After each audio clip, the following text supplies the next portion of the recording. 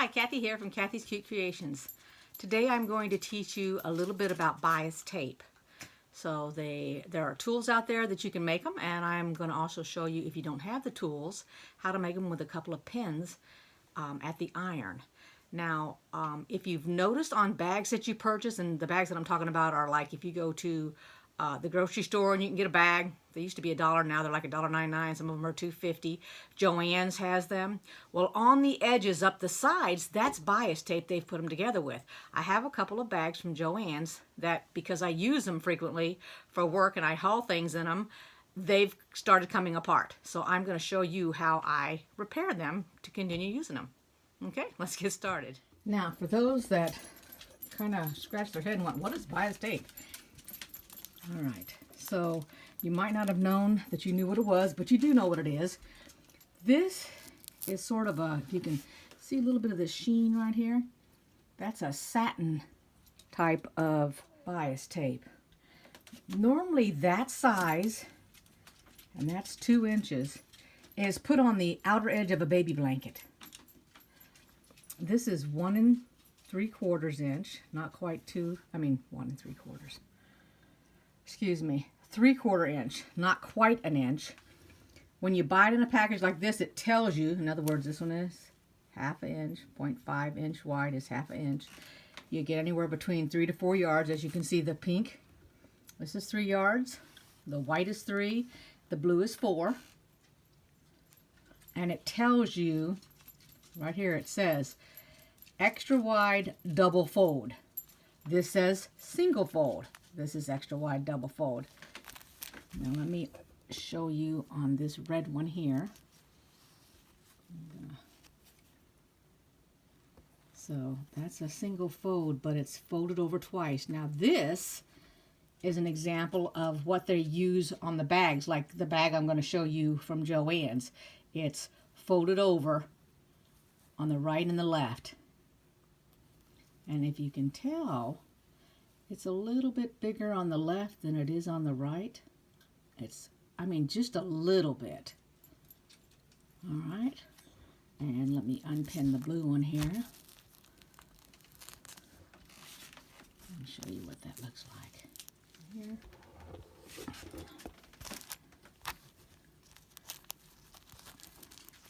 And it is not folded over at all. What you do is you slip your blanket in there, right inside there, and then you just sew your seam right here along the edge. Let's see if I can get it up closer, because see how it looks? The edge is not raw, so you don't have to turn it over or anything to put it on a blanket. All right, so this bias tape maker is 1/2 inch. This is what it looks like. And it even says it on there. Okay, 1/2 inch. This is millimeters, by the way. The 12, that's what that's representing. Okay, and then I don't have this one open. This is a 1/4, which is 6 millimeters. It tells you on the top of the package. 18 millimeters for this, which is 3/4. So that's a little bit wider. This is a lot narrower. And I'm going to show you how to do it with this one right here. So hold on one second. So I have 2 fat quarters out here. And let's say that you were going to make a tree, and this is going to be the branches or even the trunk of the tree. Now this would be great going this way because it kind of looks like it could be a tree. There's going to be an advantage and a disadvantage depending on what you're making. Let's say that your tree, the trunk or the branches, it doesn't make any difference, they're straight. This is fine. But if it's a curve and you've got a anything more than just a slight, and when I say slight, I mean a minuscule amount, okay, then you're going to want to cut on the bias. Well, now instead of your trunk being straight up and down, it would be crosswise because the bias is going this way. So let me get, hold on one second while I get a couple pieces of fabric to show you what I'm talking about. Say that your tree trunk is this wide. So if you cut it on the bias, this is the way your tree trunk would look, which isn't that bad because, you can imagine a tree trunk looks like that. So if it was on the bias because you needed the curve, That's what it would look like versus the straight up and down if you just cut it like right here and cut it off. Okay? All right, we square this up. You know, you take your edge off, just like any other project. And since we're doing a 1/2 inch, we're going to measure 1 inch. I believe that's how we do it. I'll try it out together and we'll find out here in a sec.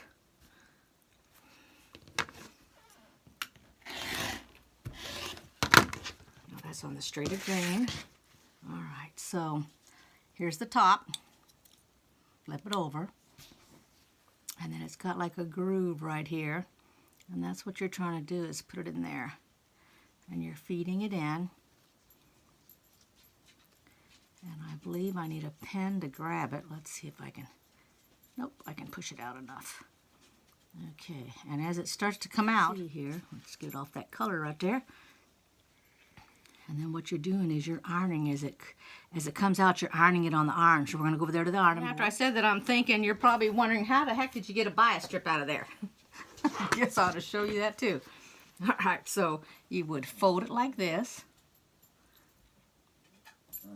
So I've met my edges up there. And the bias is this right here. This is the bias, because it's got a lot of bend in it. So let me cut this edge off here. I'm going to come over here and measure in 4 inches just to get me started here.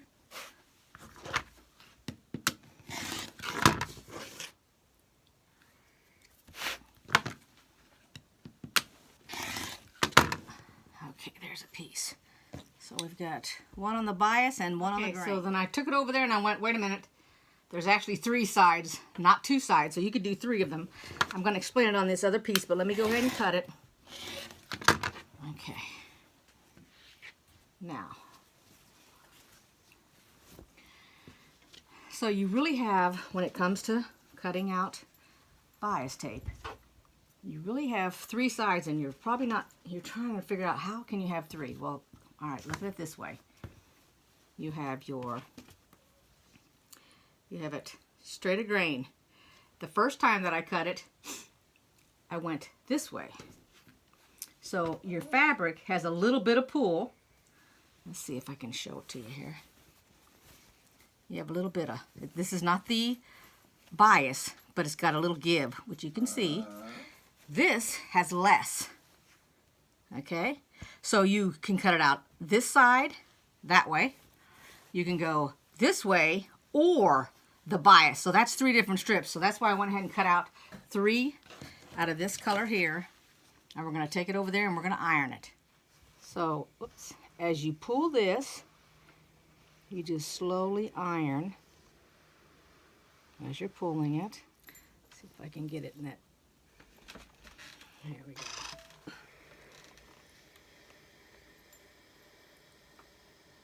There you go. Okay. And that's all you do, all the way to the end. And then you can use it. And then what you would do with this is you would lay it on your project, and you would either pin it, you can glue it, makes no difference, but this would be your tree trunk. And you make it as long as you want. But when you try to turn it, let me give you an idea.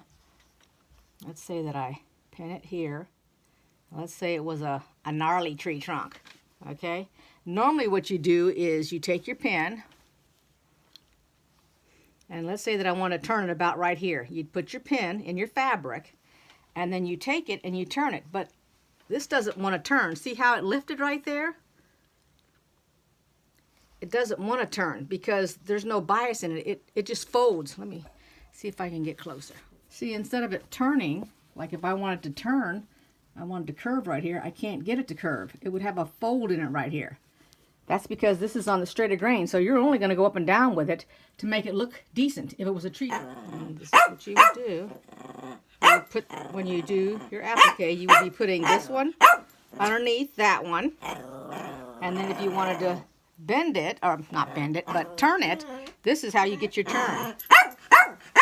Because this bias will turn.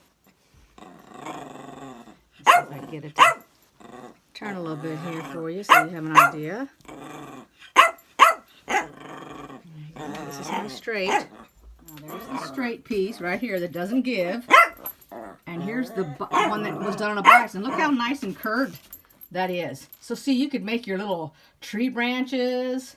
You could make them all along the tree. You could make a winter tree by using that on the bias.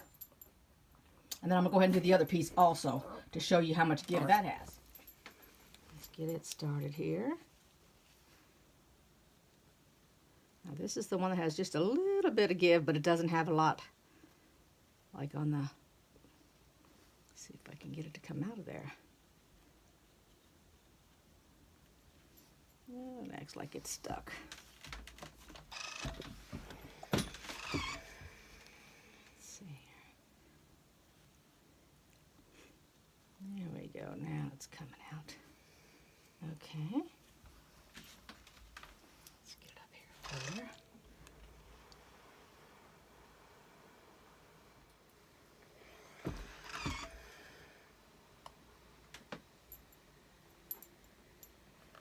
Okay. Now this has got a little bit of give, but not much. So you'd probably want to have this one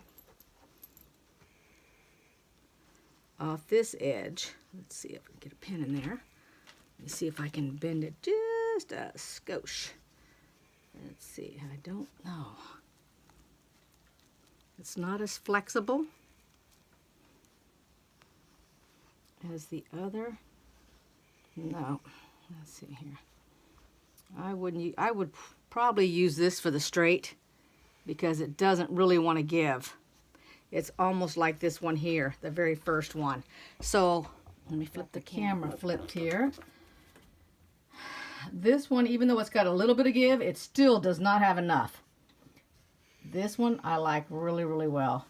So if you want to use straight of the grain for the trunk of the tree, and then this for the branch, that'd be perfect. I'm going to use this when I complete that. Remember the house that I started? That's down there. I'm going to put a tree on the right hand side, and this is what I'm going to use, is this right here. Now let me show you how to do it if you don't have these tools. Okay?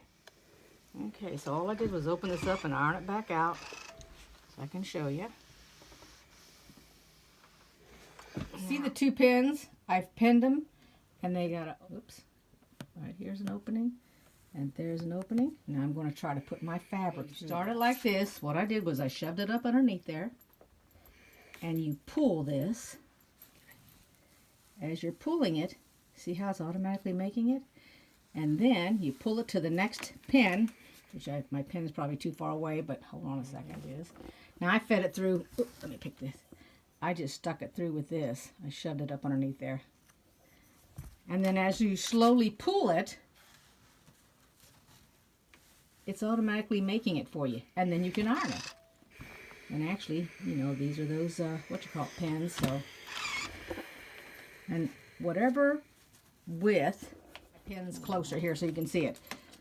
So what's happening is, right here, the width between the pin right here and here is the size of whatever you want for your bias tape. So if you want a thicker bias tape, then make it so that the opening underneath here is more. Same thing here.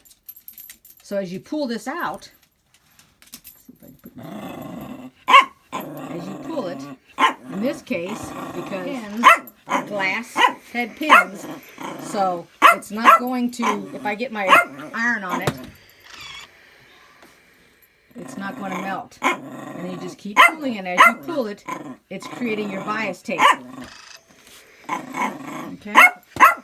And that's how you would make bias tape, and you can make it any size you want. You're not limited to the size of the bias tape maker. For example, this, I keep bumping my thing.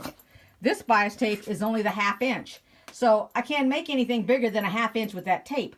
But with the pins, you can make it whatever size you want.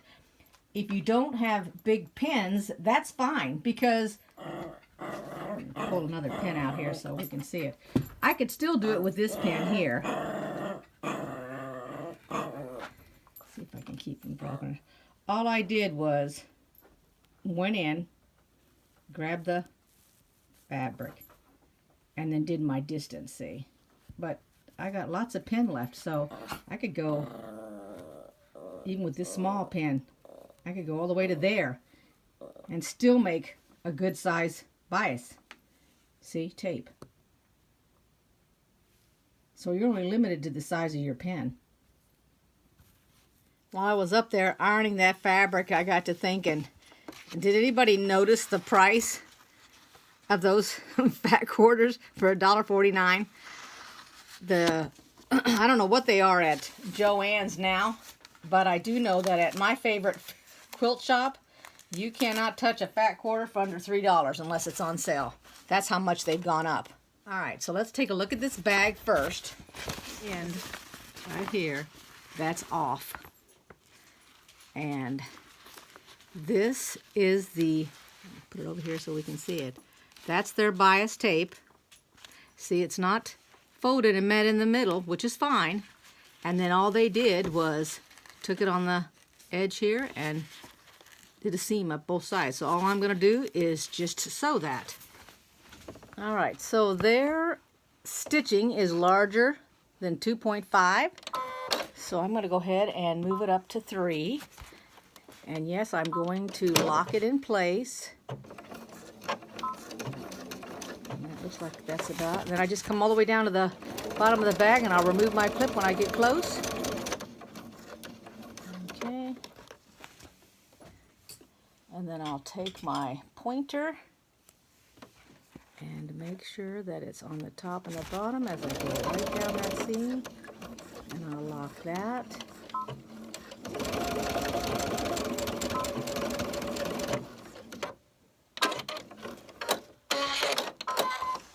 Alright.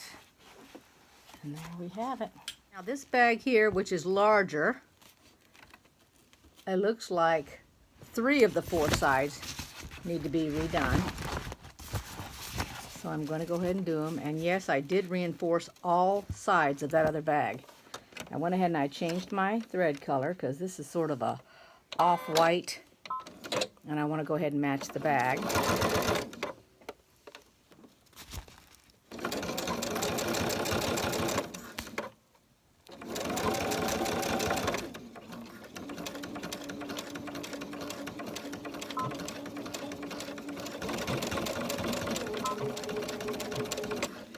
And the only thing I keep in this bag is actually leftover bags from the store. We have the edge all finished, reinforced.